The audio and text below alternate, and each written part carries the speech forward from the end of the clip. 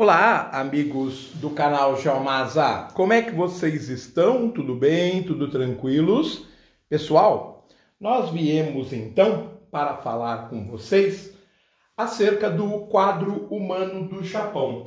Esta que é a terceira aula sobre o tema. E na aula anterior, nós fizemos uma análise baseada em princípios estatísticos, muito embora tiramos algumas conclusões sobre a sociedade japonesa a partir destes índices. Fato é que eu me comprometi a contar uma breve história do Japão, já que o nosso canal é um canal de geografia, não é um canal de história. Portanto, nós vamos fazer um recorte que interessa, é claro, a geografia. O Japão, ele vai se comportar como uma sociedade feudal até 1867, quando então o Japão passa por uma restauração imperial, aquilo que a gente chama de início da era Meiji, que vai de 1868 até 1912, quando o país então começa a se modernizar, começa a importar hábitos ocidentais. No entanto, é fato que até 1587, o Japão, em estilo feudal, era dividido em vários pequenos senhores feudais.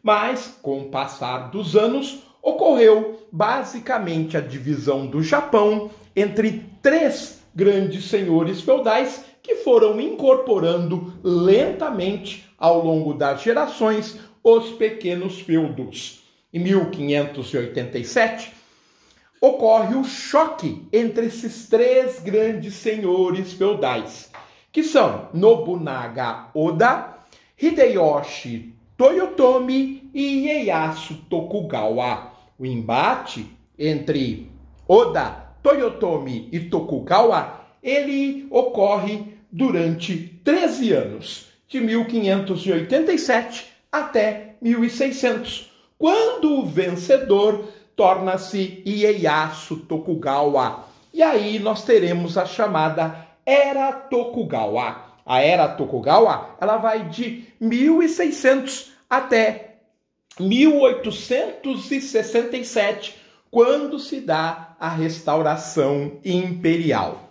Fato é que neste período, o clã Tokugawa, como é conhecido, vai fechar o Japão para as nações europeias, com exceção da Holanda, que continua a fazer comércio a partir do porto de Nagasaki, no sul do país. O fato é que os ocidentais estavam querendo transformar a milenar cultura japonesa numa cultura ocidental, e era tudo que o Japão não desejava. Não podemos nos esquecer que dois países, dos quase 50 países que formam o continente asiático, nunca foram colônias estrangeiras. O Sião, hoje chamado de Tailândia, e o próprio Japão. Outro sim, a gente pode dizer que a história moderna do Japão, ela vai começar por volta de 2.600 anos atrás. Portanto, cerca de 600 anos antes de Cristo, nós vamos começar a ter os registros históricos de fato que chegam até os nossos dias. Desde então, do primeiro imperador, o mítico Jimmu Tenno, até o atual, se passaram 130 imperadores pela história do Japão. Alguns fracos, como por exemplo na era Tokugawa, e outros mais fortes, como a partir da restauração Meiji com o imperador Mutsuhito. Bem, mas, como eu disse, durante o clã Tokugawa, de 1600 a 1867, o Japão vai se fechar para o exterior. Portanto, isso gera uma defasagem, um atraso muito significativo. Era fato que durante o século XIX, o mundo como nós conhecemos já estava todo ele descoberto. e o Japão não poderia ficar fechado por muito tempo. Em 1852, uma missão comercial dos Estados Unidos, liderada pelo Comodoro, como eram chamados os almirantes no passado, pelo Comodoro Matthew Perry, pede licença para os Tokugawas para abrir uma missão comercial no Japão.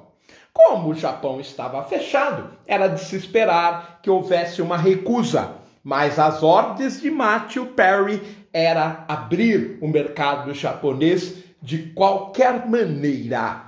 É claro que os Estados Unidos estavam num nível muito acima do Japão naquele momento. Sendo assim, utilizou de armas modernas para tomar Tóquio, enquanto os japoneses, ainda na era feudal, lutavam com seus samurais, que evidentemente não tinham a menor capacidade naquele tempo de enfrentar uma armada. Ora, o fato é que os japoneses, famosos pela capacidade de aprendizado, aprenderam que uma pequena flotilha de navios modernos poderia submeter o Japão e colonizá-lo. Tokugawa não teve a menor dúvida. Ele era um senhor feudal odiado e temido pelos japoneses. A única figura que poderia unificar os japoneses, pois era considerado uma figura divina, seria o imperador, que à época da invasão de Matthew Perry era apenas uma criança. Pois Tokugawa preparou este menino e quando ele era um jovem adulto, em 1867, deixou o domínio japonês e fez a restauração imperial. O imperador era o imperador Mutsuhito e toda a era imperial levava um apelido. No caso do imperador Mutsuhito, a era é chamada de Era Meiji, ou seja, a força esclarecida. O Japão agora queria se modernizar. Além da força, era necessário o conhecimento. Missões japonesas se espalharam pelos países mais desenvolvidos do mundo para que o país se modernizasse muito rapidamente. E foi isso que aconteceu. As transformações foram muito significativas. De 1868 até 1912, na chamada Era Meiji, o Japão se modernizou muito, como nenhuma nação do mundo naquela época, naquela velocidade. Fato é que esta modernização tem aspectos muito, muito positivos, como, por exemplo, a transformação da educação japonesa. Mas também é fato que ela gera alguns problemas. Entre elas, os conselheiros militares, os chamados genros na cultura japonesa. O Japão mergulha numa fase imperialista. E por que isso acontece? Na medida em que ele se industrializava, ele precisava cada vez mais de energia e matérias-primas. Como nós sabemos, o território japonês não possui estas riquezas. Sendo assim, a saída era, claro, conquistar as áreas vizinhas na Ásia que possuíssem recursos energéticos e minerais, o que justificava, portanto, o crescimento do militarismo. Infelizmente, Mutsuhito teve um filho e que a história não tem certeza se é legítimo, mas é o seu herdeiro, Yoshihito. Yoshihito era um príncipe que tinha problemas de saúde mental. Ele vai governar o Japão de 1912 a 1926, naquilo que nós chamamos de Era Taisho. Porém, como eu acabei de afirmar, o menino tinha problemas de saúde mental. Logo, não tinha plena ciência do que fazia.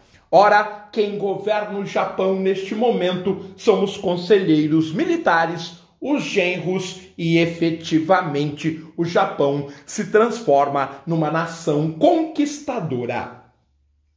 Em 1926, com o falecimento do imperador Yoshihito, assume o poder aquele que é o mais longevo imperador da história do Japão. O imperador Hirohito. Hirohito, que inaugura a Era Showa. A Era Showa começa em 1926 e vai até a sua morte em 1989. Portanto, a Era Showa vai durar 63 anos.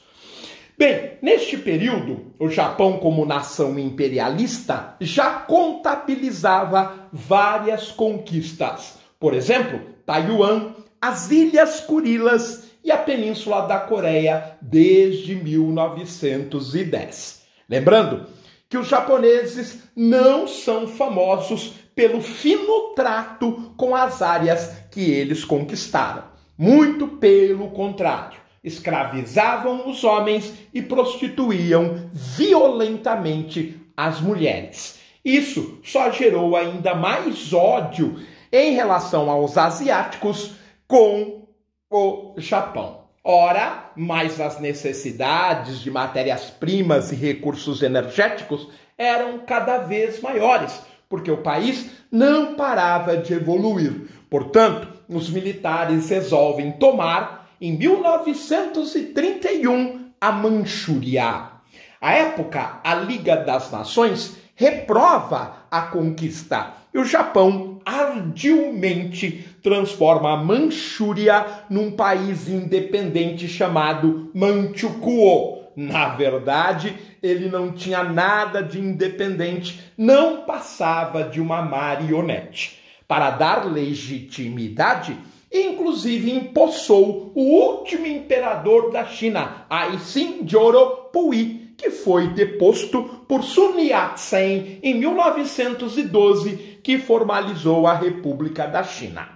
Esse ardil, no entanto, não passou em brancas nuvens. O Japão massacrava e experimentava suas armas com a população chinesa na Manchúria. A Liga das Nações, claro, estava de olho. Porém, a arrogância militar toma conta definitivamente do Japão, que se torna um grande império. Aproveitando-se do contexto da Segunda Guerra Mundial, ele se alia à Itália de Benito Mussolini e à Alemanha nazista de Adolf Hitler e formam o famoso eixo. O Japão vai dominar praticamente todo o Extremo Oriente, o Sudeste da Ásia e todo o Oceano Pacífico. Porém, ele comete um erro. No dia 7 de dezembro de 1941, sob o comando de um dos mais importantes militares da história, o Comodoro Isoroku Yamamoto, que aliás era contrário a este ataque de surpresa, o Japão bombardeia e destrói parcialmente a base de Pearl Harbor, atacando diretamente o território norte-americano no final de 1941. Esta mancha na história militar norte-americana faz com que o presidente norte-americano, até então neutro na Segunda Guerra Mundial, Franklin Delano Roosevelt, declara guerra ao Japão. Não foi fácil. Os Estados Unidos não estavam preparados. Em 1941, 42 e 43, o Japão dá um baile nos Estados Unidos. Mas, como dizia o próprio Yamamoto, nós estávamos mexendo com um grande elefante na savana. E quando ele desperta a sua força, apesar de ser um animal pacato, nenhum animal na savana é mais forte que o elefante. E o gigante fez todos os esforços possíveis para reverter o quadro de derrota no Pacífico. Em 1944 e no primeiro semestre de 1945, os Estados Unidos retomam todas as conquistas do grande império japonês dentro do Pacífico e da Ásia. Para selar o domínio norte-americano, no dia 6 de agosto de 1945, uma bomba atômica a primeira da história, a Little Boy, a bomba atômica de urânio, simplesmente joga às cinzas a cidade de Hiroshima. Não bastasse esse primeiro hecatombe atômico, no dia 9 de agosto de 1945, uma bomba, desta vez de plutônio, a Fat Man, ela vai destruir a cidade de Nagasaki. Não tendo mais o que fazer, e no dia 15 de agosto, as forças soviéticas invadindo Hokkaido, o Japão se rende incondicionalmente aos Estados Unidos da América, selando o fim da Segunda Guerra Mundial no dia 2 de setembro de 1945. A partir daí, começa uma espetacular reconstrução com toda a disciplina, capacidade e inteligência do povo japonês, e o Japão, 50 anos depois, era a segunda maior economia do mundo, ameaçando os norte-americanos. Fato é que a inteligência, a educação, a tecnologia vão transformar o Japão de um império militar num império da sabedoria.